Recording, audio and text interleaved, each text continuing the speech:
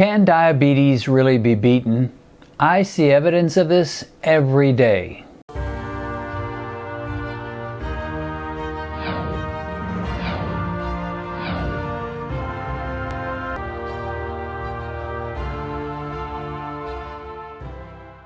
Before we get to the pre-recorded video, I wanted to share a report from a man who sent me a recent note. He wrote this: I'm following Dennis and his beautiful wife's videos. On July 21st, I came back from the doctor with a 15 A1C. We didn't talk about food, but we talked about raising up my shot. I think he must have meant increasing my insulin. He says, I found Dennis talking about my problem. I started right away with managing my diet in capital letters. First, I found a refrigerator for my room. I sleep with all my diet food in my refrigerator. My numbers were 465. It's about 3 weeks now, and I have my appointment with my doctor tomorrow. My recent numbers are 126, 115, and 95. I jumped up and down with joy at my 95.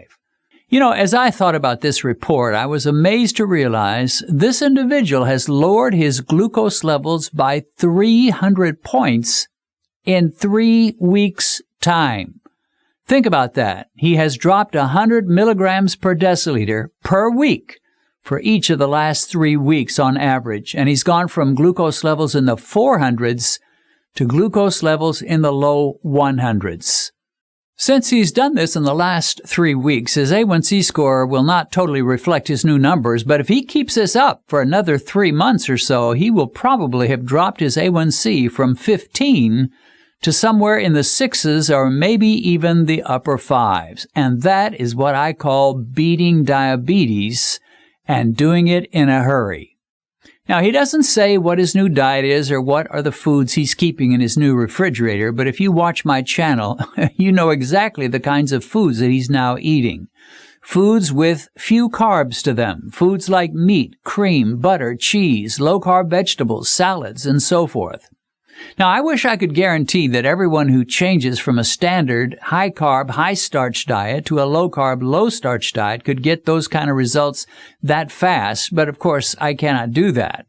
But I can tell you that this kind of report is pretty common around here. In fact, we're having so many people who are seeing the chains of diabetes broken over their lives, I run into them personally.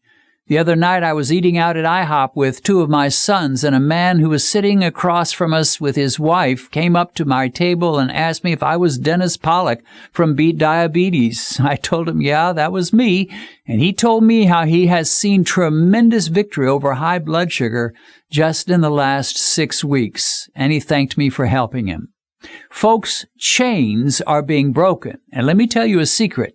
Your chains are no different from all these other people's chains. The chains of diabetes can be broken. The time it may take could differ, but the victory tastes just as sweet, whether it takes you 3 months, 6 months, or a year. The main thing is you get started with a new diet that will starve your diabetes instead of feeding it.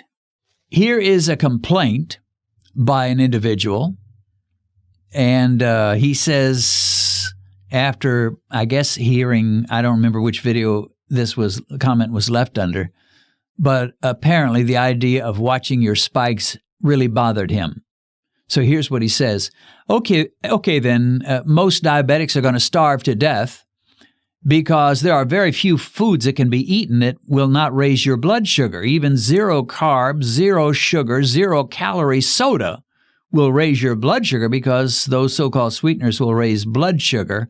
Well, first of all, that's not quite true. There are sweeteners that will do that, the packets. Generally, the sodas and the liquid things that have things like aspartame or Splenda or whatever in them, they don't raise blood sugar. In fact, often, in my case, they actually lower blood sugar. My blood sugar will be a few points lower than it was before I ate them. I think my pancreas gets tricked and thinks something sweet's going on here and gives a little more extra insulin than it needs. So that's not quite right, but I want to deal more importantly with the point he's making. He says the Centers for Diabetes confirm this. that sweeteners will raise blood sugar. So what he's saying is, well, therefore, you can't eat anything. You're going to starve to death, because if you're so worried about spikes that you will not eat something that won't spike your blood sugar, well, then you can't eat anything. Well, wrong. Let me tell you a story about a guy I knew as a kid, one of my kids I hung out with, named Frank. Frank was kind of an extremist, and he was on we had a little bowling league when I was, I don't know, maybe 13, 14, and we'd all go bowling on Saturdays in a league, and I think there was 4 of us that bowled against other teams, and Frank loved to throw that bowling ball down the lane as hard as he possibly could. I mean, you could tell when Frank was bowling, even if you didn't see him, because the sound of his bowling ball hitting those pins and hitting the back of the lane was so loud. He threw that thing with every ounce of strength that he had. His only problem was he wasn't accurate at all. He was sometimes in the gutter, sometimes hitting just 1 or 2 pins. He was not that great of a bowler. For all his strength and all the loud sounds you'd hear when Frank was bowling from those pins, he just wasn't very accurate.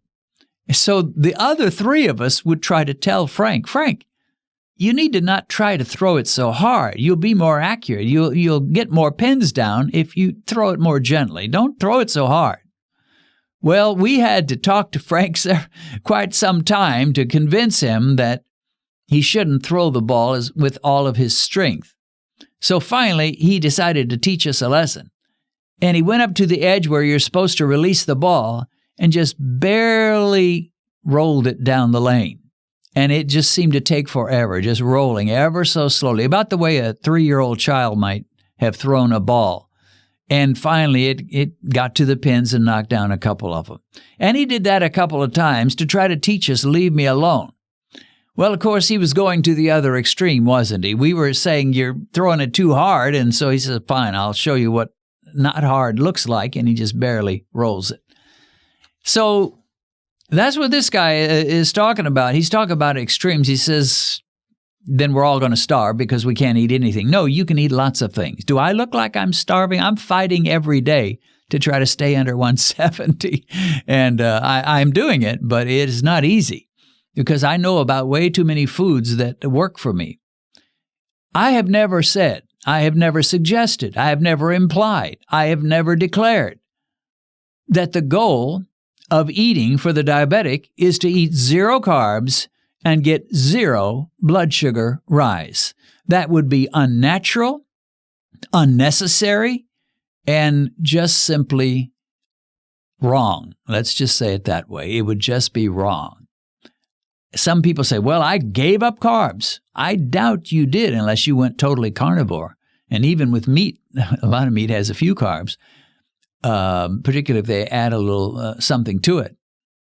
I've never thought about giving up carbs. What I have thought about is slashing them tremendously because I'm convinced most of us eat way, way too many. And I have no problem with my blood sugar rising.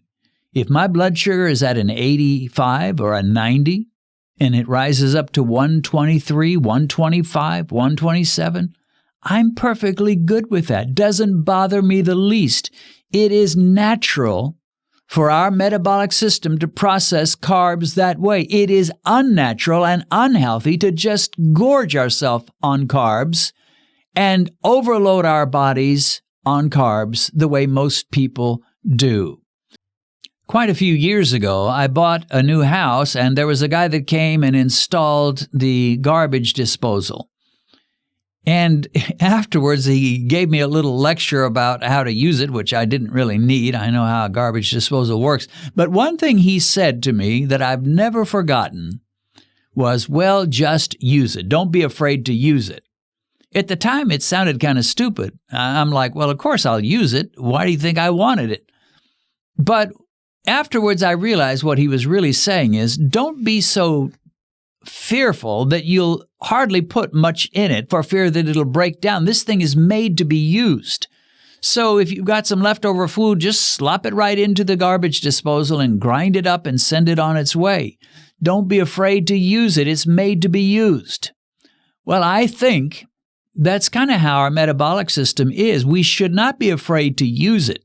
We don't have to go to zero carbs. We can eat salads. Salads have carbs. We can eat avocados. They have carbs.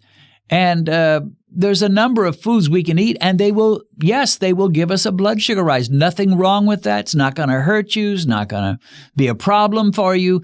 What is a problem is when you're eating too many carbs or where your metabolic system is so broken that just eating a moderate amount of carbs is going to send your blood sugar way high. So you have to really slash them. But I've never found it necessary to eat zero carbs. Even Dr. Bernstein, who's quite strict with himself, he's a type 1 diabetic. His pancreas doesn't work at all, but he's never advocated a zero carb lifestyle. His idea is you eat a small amount, maybe around 30 grams of carbs per day. So he eats food with carbs, but just not that many. So the idea that, well, we can't eat anything because they're always going to give us a spike. A spike is not a problem if you mean a gentle rise. What is a problem is a big rise when you're jumping from 100 to 200, 250, 300 an hour after you eat. That is a problem, my friend, and you need to deal with that. If you've recently been diagnosed with diabetes and you've just discovered this channel, let me recommend that you go to our Uploads page, which will give you access to every diabetic video we've posted since we began. As you work your way through all our videos, I believe you'll find the help you need. A link to our Uploads page is in the description.